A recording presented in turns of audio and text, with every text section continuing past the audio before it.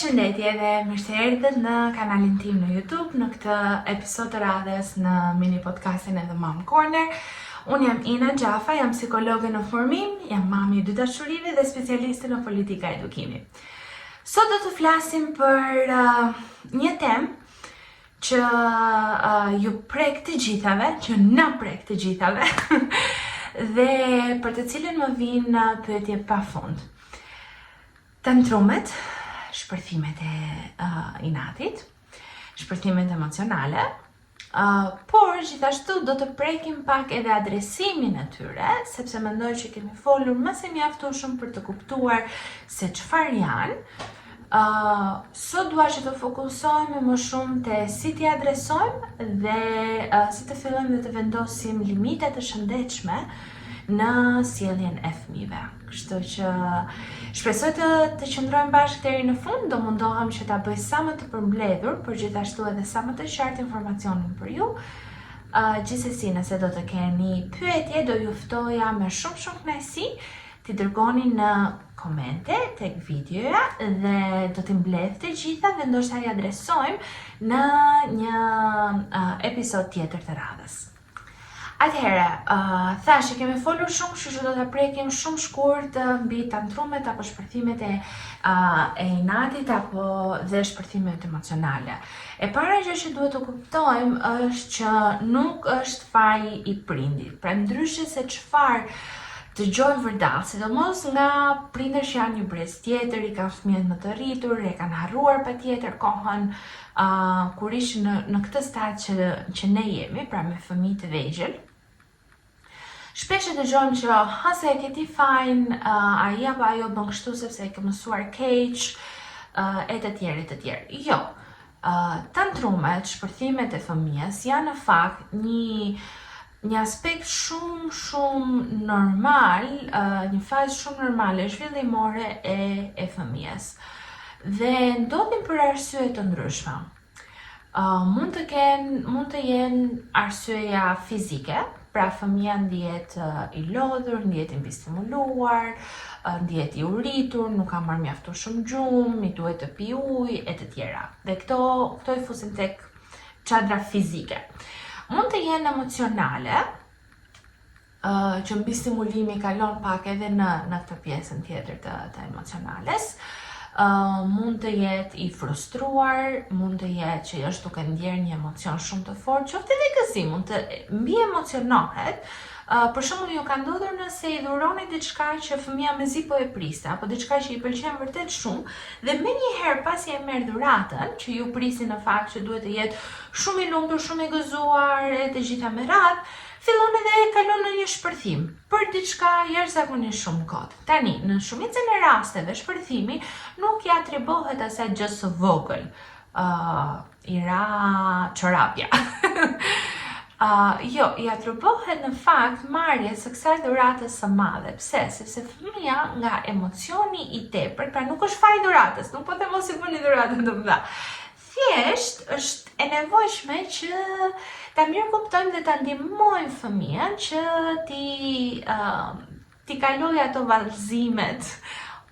Nuk janë vallëzime, janë dallg të fuqishme emocionesh.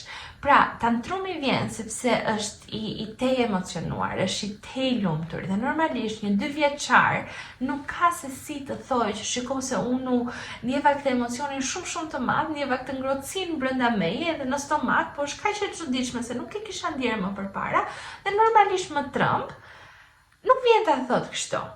Jo. Ai shpërthen, fillon me të qara, fillon me ato që ne quajmë teka, pse ra çorapja. Kjo është e gjitha. Kështu që është shumë e rëndësishme që ne të fillojmë edhe të kuptojmë në momentin që tantrumi ndodh, të kuptojmë pak situatën. Domethënë ta marrim situatën në dorë, mos të kalojmë edhe ne në pjesën e poshtme të trurit, që është ai truri jon primitiv, që nuk arsyeton, por thjesht reagon ndaj situata. Fëmia është duke bërtitur, duke shpërthyer dhe ne kalojmë menjëherë duke bërtitur, duke shpërthyer. Nuk ndihmon asnjë njeri ky lloj reagimi. Është shumë e nevojshme që ne si prindër të qëndrojmë në trurin ton të sipër. Okay? Që është truri i avancuar, është lloji truri që vetëm njerëzit e kanë, është lloji truri që neve na ndihmon të marrim vendime të zgjuara, që ne na ndihmon ta logjikojmë situatën. Dhe në atë lloj situate ne qëndrojmë dhe themi, okay, çfarë ndodhi para kësaj që po e shtyn fëmijën të reagojë në këtë pikë, sepse duke ditur shkakun, atëherë ne e dim se si ta adresojmë në mënyrën e duhur shpërthimin. Kështu për shembull, nëse jemi te parku i lodrave, okay? Fëmia ka qenë duke u super kënaqur, ka bërë shok të rinj, ka hipur në gjithë lodrat e mundshme, por kemi 2 orë që jemi duke e bërë këtë gjë dhe nuk largohemi sepse ai në fakt është duke kaluar një kohë fantastike. Dhe papritur, diçka jashtëzakonisht shumë e vogël ndodh dhe ose ne përmendim që shikoj se edhe pak dhe duhet të shkojnë në shtëpi dhe aty shpërthen. Okay.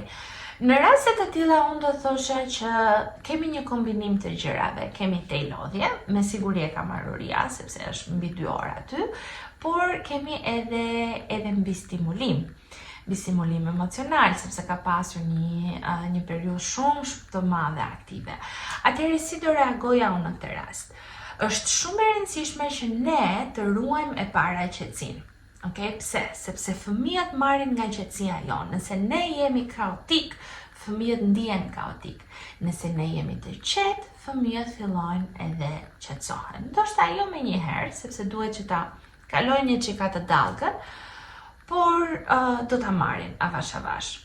Kështu që gjëja e parë që unë do bëja është që t'i ofroja kontakt fizik. Kontakti fizik me mamin apo me figurën kryesore të atashimit ofron një lloj ndjenje qetësie shumë të madhe te fëmia. Kështu që do t'i ofroja kontaktin fizik. Ajo që gjëja tjetër që bën kontakti fizik është në fakt që të çliron pak muskujt. Për shembull, nëse fëmia e lejon, ndërkohë që është duke qarë apo duke përtitur e marrim, edhe fillojmë edhe tundemi pak. Okay? Kjo është, mund ta bëjmë kështu anash ose mund ta bëjmë para mbrapa. Lëvizjet e tilla i ofrojnë bëjnë që sistemi nervor të fillojë të shkarkojë. Okay? Edhe të qetësohet gradualisht. Toni zërit ton duhet të jetë shumë neutral. Nuk ka nevojë që të shkojmë, po homi mam se më bësh kështu, se ne u kënaqem, ti u kënaqet lëre. Jo, kjo ngre sisteme alarmi te fëmia. E mbajmë tonin e zërit sa më të qetë dhe sa më neutral. Okay? Dhe gjëja e parë dhe më e rëndësishme është që t'i tregojmë fëmijës që po e kuptojmë. Pse është kjo kaq e rëndësishme? Sepse tantrumi, ne e tham, shkakun kryesor është që fëmia nuk ndihet i kuptuar sepse nuk di se si ta shpreh. Kështu që në momentin që ne e verbalizojmë atë që ai është duke ndjerë, fillojmë edhe e kthejmë në normale. Pra ajo ndjesia nuk është më një gjë e frikshme që ai nuk di më çfarë të bëjë me të. Është diçka normale që okay, mami po e kupton dhe mami po ma tregon se çfarë është. Dhe mund të themi, okay, e kuptoj që ndoshta je pak i uritur, të ka marrë pak uria, ndoshta je edhe pak i lodhur. Me siguri do thoj, jo, nuk dua, sepse nuk është gati që ta pranojë dhe ai nuk e kupton ende që në fakt të gjitha ato ndjenja që ka janë për shkak të lodhjes edhe për shkak të urisë. Por është shumë e rëndësishme që ne t'i hedhim bazat e para duke bërë kështu, e ndihmojmë fëmijën dhe i japim armë emocionale për të kuptuar veten e tij në afatgjat, për të kuptuar më vonë që shikoj se kur këto gjëra ndodhin, kjo është ajo çfarë është duke ndodhur me trupin tim. Okay?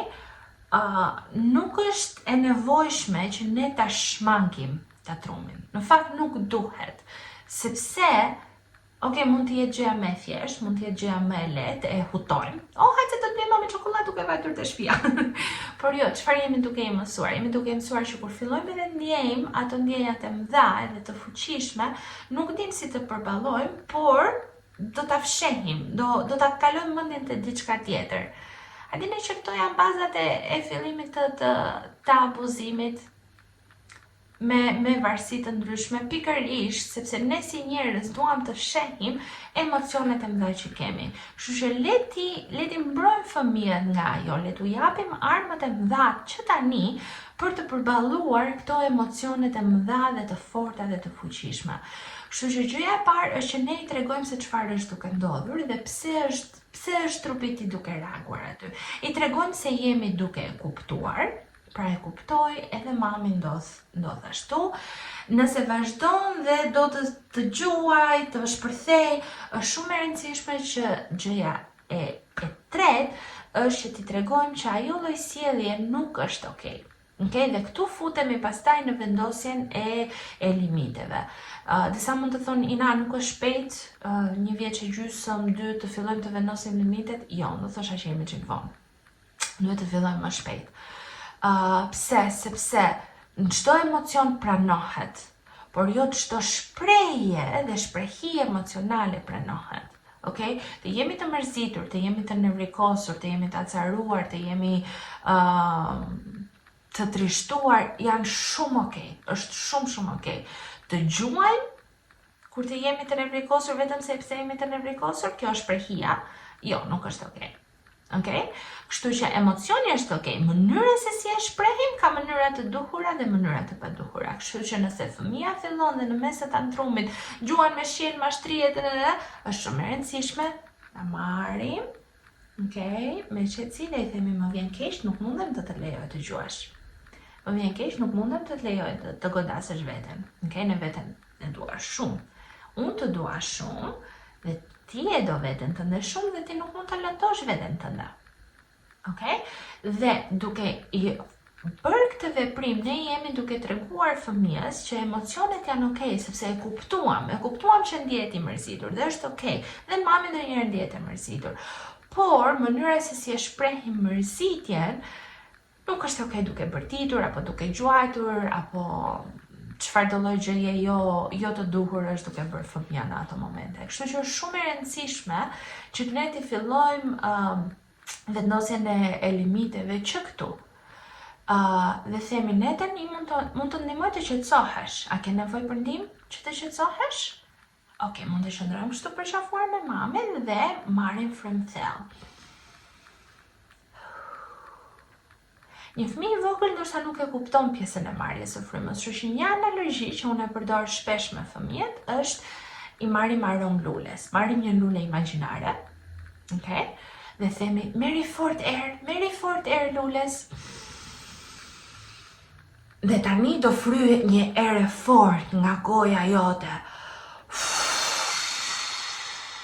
Dhe është shumë e rëndësishme që neve ta bëjmë mimikën me fëmijën, ta bëjmë frymarrjen, sepse ai në fillim nuk do ta bëj.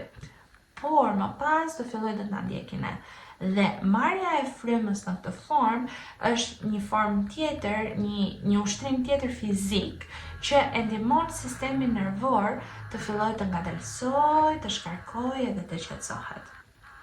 Okay? Shpresoj shumë që kjo pjesë e parë t'ju ketë ndihmuar. Thash, nëse do të keni pyetje, mirëpres me shumë kënaqësi, më lini në komente dhe do të bëjmë një episod tjetër të radhës për të futur pak më thellë në vendosjen e limiteve dhe në adresimin e sjelljeve të caktuara. Për këtë herë kaq, ju përshëndes, nuk dua që ta zgjas më shumë sepse e di që koha e mamave është tejet e limituar. Kështu që faleminderit nëse më dëgjuat deri në fund. Shpresoj shumë që t'ju ketë ndihmuar. Ju dërgoj një përshafim virtual.